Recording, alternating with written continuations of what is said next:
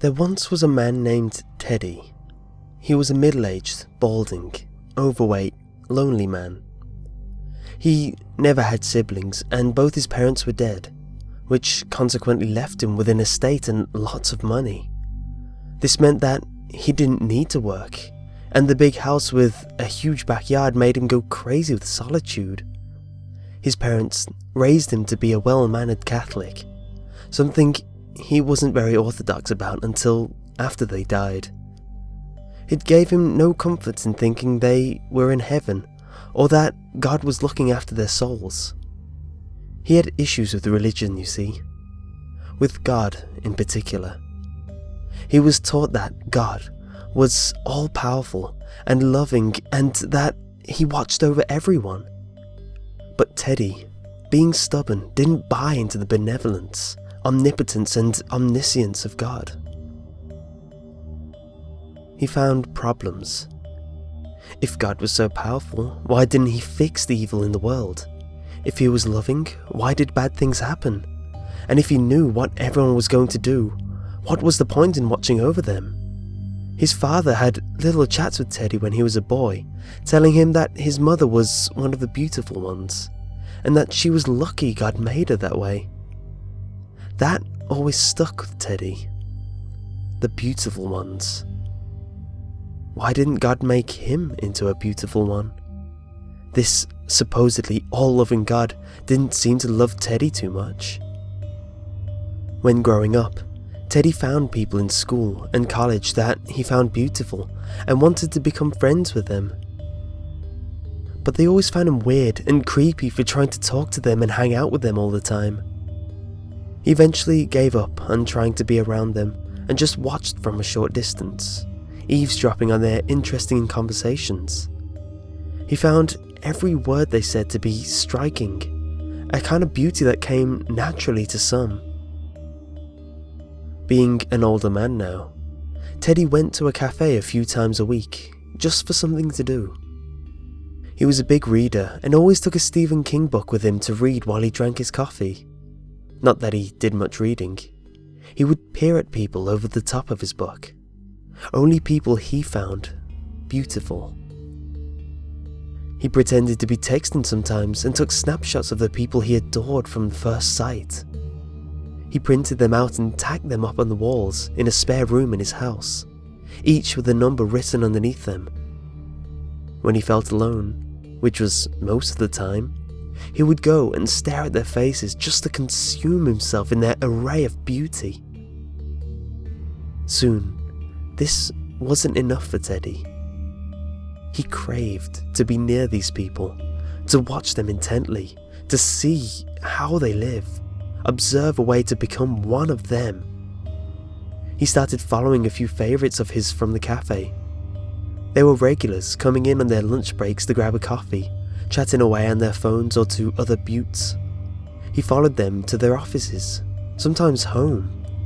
He took notes for each that he followed, noting what car they had and what job they did, their address, marital status, whether they had children, what bank they used, what social circles they were in, and anything he could find out about them.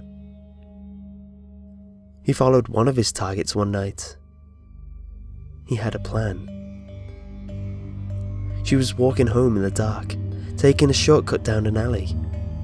At first, she didn't realize Teddy was behind her, but after she heard his footsteps, she became wary. He was smart.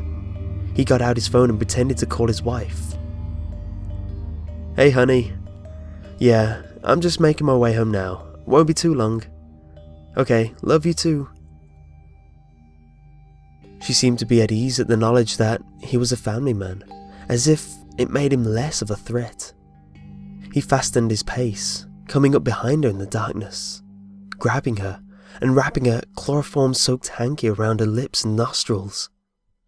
She struggled for a while, but eventually drifted into unconsciousness.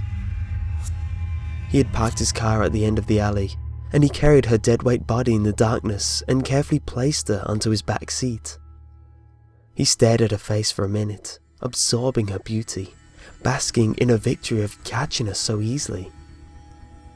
She is his now, They will live in his house together, and everything will be perfect, he thought. When she came around, she struggled, trying to attack him and escape. He eventually killed her in his attic, where he had kept her. She wouldn't do as he said. She wouldn't understand that he didn't want to rape her. He got very angry and struck her over the head over and over. This happened several more times. Men and women kidnapped and killed because they struggled when he got close to them.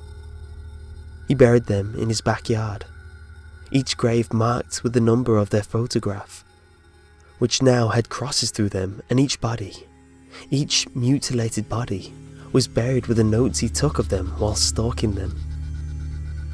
I say each mutilated body because after he killed them, he cut them open to see what was inside, to see what made them beautiful. He made incisions from the chest down to the abdomen, using the masses of tools he had from his father's shed.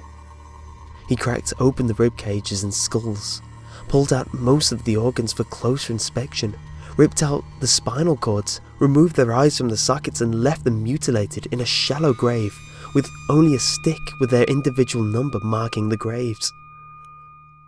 He never found any evidence of beauty inside them, even though he kept looking. After the third corpse, he knew it was pointless. He proceeded to stalk people from the cafe, kidnapping the ones that he liked the most. He extended his search area as the same old faces lost their beautiful touch, driving out to other cafes or restaurants and waiting for his victims to go into a secluded, dark area where he could pounce on them. He didn't kill these ones. Around 9 of them. He kept them in his basement. It was a huge basement, kitted out with cages that his predecessors used for hunting dogs, around 30 altogether. He chained the beautiful ones up inside the cages by their necks so they had their hands free to eat. He tied some more up than others and gagged the loud ones. He would go watch them, and he kept cameras on them. If they misbehaved, he would murder one in front of the rest to strike fear into them. He sat on a small wooden chair, rocking back and forth as he watched them. He gave them water to wash in and basic beauty necessities to keep them looking prim. But he tired of just watching these people.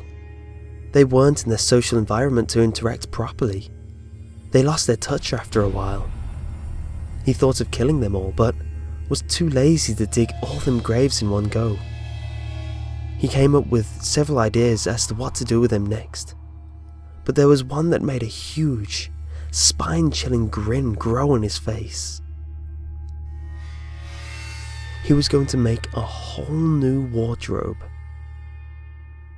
Who would he wear first?